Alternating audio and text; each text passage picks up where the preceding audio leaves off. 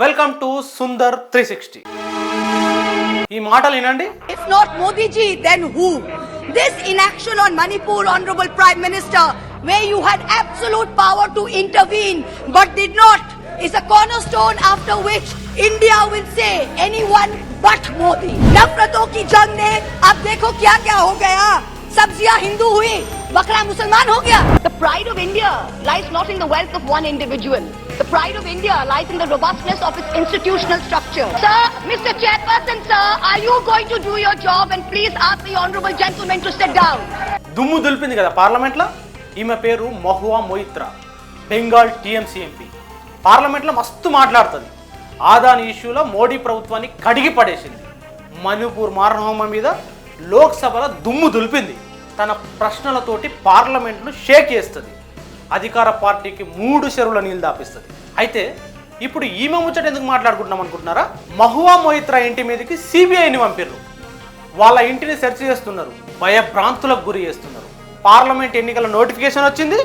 ఈసారి ఎన్నికలలో మళ్ళా మహువా కృష్ణానగర్ నుండి ఎంపీగా పోటీ చేస్తుంది. ఇప్పుడు ఆమె మీదకి సిబిఐని పంపారు. చూడ్రి కథ. అంటే పార్లమెంట్లో ప్రశ్నిస్తూ ఉండొద్దా? సరిగ్గా ఎన్నికల టైంలో సిబిఐ కేసుల చుట్టూ తిరుగుకుంటా ప్రచారం చేయొద్దా? గెలవద్దా? మళ్ళీ పార్లమెంట్లో అడుగుపెట్టి ప్రశ్నించొద్దా? అడుగొద్దా? కడుగొద్దా? ఇదేనా కేంద్రాన్ని ఏలుతున్న మోడీ ప్రభుత్వం చేయాల్సిన పని? చెప్పనించి ఛాతి. ఒక్క మహిళా ఎంపీ ప్రశ్నలకు భయపడుతుందా? మొన్న జార్ఖండ్ ముఖ్యమంత్రి హేమంత్ సోరెన్, నిన్న ఢిల్లీ సీఎం కేజ్రీవాల్, ఇవాళ మహువా మొయిత్రా. అంటే అందరూ ప్రతిపక్షాలే, ప్రశ్నిస్తోళ్ళే. హేమంత్ సోరెన్ జార్ఖండ్ రాష్ట్రంలో మంచి చరిష్మా ఉన్న లీడర్. కరోనా సమయంలో మోడీ ప్రభుత్వ ఫెయిల్యూర్ను గట్టిగా దేశానికి వినిపిస్తట్టు మాట్లాడిండు. थोड़ी ये देश की जो अर्थव्यवस्था है पूरी तरीके से चरमरा चुकी है और इसमें पूरी तरीके से केंद्र सरकार विफल हो चुकी है. ఆయన పార్టీ జార్ఖండ్ ముక్తి మోర్చా. ఈ పార్టీ ఇండియా కూటమిలో కూడా ఉంది. ఆయన మీదికి ఈడీని పంపించి జైల్లో పెట్టారు. ఆయన సీఎం పదవికి రాజీనామా చేయాల్సిన పరిస్థితిని కల్పించారు. హేమంత్ సోరెన్ గిరిజన బిడ్డడు. జార్ఖండ్లో ఉన్న మెజారిటీ గిరిజనులను ప్రభావితం చేస్తాడు సోరెన్. మరి అందుకే ఆయన ఎన్నికలలో ప్రచారంలో ఉండొద్దా? గిరిజన మహిళను రాష్ట్రపతిగా చేసి దేశంలో ఉన్న గిరిజనుల మీద దాడులు చేసుడేనా బీజేపీ ప్రభుత్వం తరీకా అని అడుగుతున్నారు దేశ ఆదివాసీ. కేజ్రీవాల్ ఢిల్లీ సీఎం, ప్రధానమంత్రి మోడీ పక్కలో బల్లెం. బీజేపీ ప్రభుత్వ ఫెయిల్యూర్స్ను తూర్పారబట్టిండు. ఉచిత విద్య, ఉచిత వైద్యంతో పాటు అనేక అంశాలలో ప్రత్యామ్నాయ రాజకీయాలు చేస్తుంది. ఇండియా కూటమిలో కీలక భాగస్వామిగా కూడా ఉన్నాడు ఈయన. ఢిల్లీ, పంజాబ్, గుజరాత్, గోవా లాంటి రాష్ట్రాలలో స్టార్ క్యాంపైనర్గా ఉంటాడు. చక్రం తిప్పుతాడు. కాబట్టే ఈయనను ఎన్నికల ప్రచారంలో లేకుండా చేస్తారా? విశ్వగురువునని చెప్పుకునేటోళ్లకు కేజ్రీ క్రేజ్ను చూస్తే ఇంత భయమా? ఇంకో ముచ్చట ఏంటంటే కేంద్ర ఐటీ శాఖ కాంగ్రెస్ పార్టీ మొత్తం అకౌంట్లను ఫ్రీజ్ చేసింది. రాహుల్ గాంధీ ఏమంటున్నాడో ఒకసారి చూడ్రి. Idea that India is a democracy, this is a lie. There's no democracy in India today.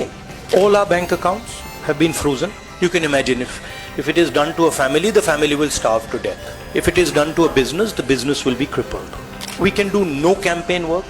We cannot support our workers. We cannot support our candidates. And this has been done literally 2 months before the election campaign. Why has it been done? One notice comes from the 90s. Another notice comes from 6-7 years ago. Quantum amount, 14 lakh rupees. And punishment, our entire financial identity. The Election Commission has not even said, wait a minute, you have frozen the bank account of the largest, of one of the biggest political parties, largest opposition in the country. And already our ability to fight the election has been damaged. We've already lost a month. This is a criminal action on the Congress party. And it's a criminal action done by the Prime Minister and the Home Minister. It's very clear. This type of activity does not happen without them in today's India. అతిపెద్ద ప్రజాస్వామ్య దేశంలో గిసొంటి అరాచక పద్ధతులు సరైనవేనా?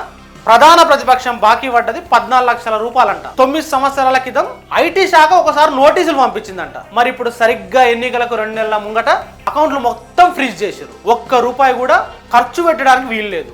ఎన్నికలలో ఖర్చు పెట్టొద్దా? అసలు కాంగ్రెస్ పోటీ చేయొద్దనే కుట్ర చేస్తున్నారా? ప్రతిపక్షాలు పోటీ చేయకుండా చేసి మీరు చెప్తున్న 400 సీట్లు తెచ్చుకుంటారా? 2014 నుండి 24 వరకు 94% ఈడీ కేసులు, దాడులు ప్రతిపక్షాల మీదనే జరిగినాయి. ప్రశ్నిస్తే ఈడీ, సిబిఐలు ఇంటికి వస్తాయా? ఇవన్నీ రాజ్యాంగ సంస్థలా లేకుంటే ఒక పార్టీ రాజకీయ అనుబంధ సంఘాలా? అని ప్రశ్నిస్తున్నారు చట్టం తెలిసిన మేధావులు. ఎలక్టోరల్ బాండ్స్ లెక్కలు బయటకు వచ్చినాయి. జనమంతా బీజేపీ అవినీతి గురించి, క్విట్ ప్రోకో గురించి, బీజేపీ చెత్త రాజకీయాల గురించి మాట్లాడుకుంటున్నారు. ప్రైవేట్ కంపెనీల మీదకి ఈడీ సిబిఐలను పంపించి ఎన్ని డబ్బులు గుంజిర్రో మీడియాలో, సోషల్ మీడియాలో మాట్లాడుకుంటున్నారు. ఇవే అంశాల మీద ఎక్కువగా మాట్లాడుకోవద్దని గిట్ల ప్రతిపక్షాలను టార్గెట్ చేసి డైవర్ట్ చేసే పని చేస్తుందా బీజేపీ? ఇంత భయమా? మీ నిర్బంధాలు జనం గమనిస్తున్నారు. మీరు చేస్తున్న అరాచకాలు జనం చూస్తూనే ఉన్నారు. ఇండియా అంటే ఇందిరా, ఇందిరా అంటే ఇండియా అనే టైంలోనే ఆమె నియంతృత్వాన్ని ఓడించి ఇంట్లో కూర్చోబెట్టారు ఇదే జనం. ఇప్పుడు మా చేతిలో అధికారం ఉందని విర్రవీగితే, దుర్వినియోగం చేస్తే తగిన మూల్యం చెల్లించుకుంటేందుకు సిద్ధంగా ఉండాలని చెప్పేసి హెచ్చరిస్తున్నారు ప్రజాస్వామిక గొంతుకలు. ఫ్రెండ్స్, చూసిరు కదా వీడియో. ఈ వీడియో మీద తప్పకుండా మీ కామెంట్ రాయండి. చూస్తూనే ఉండండి T10. Thank you very much.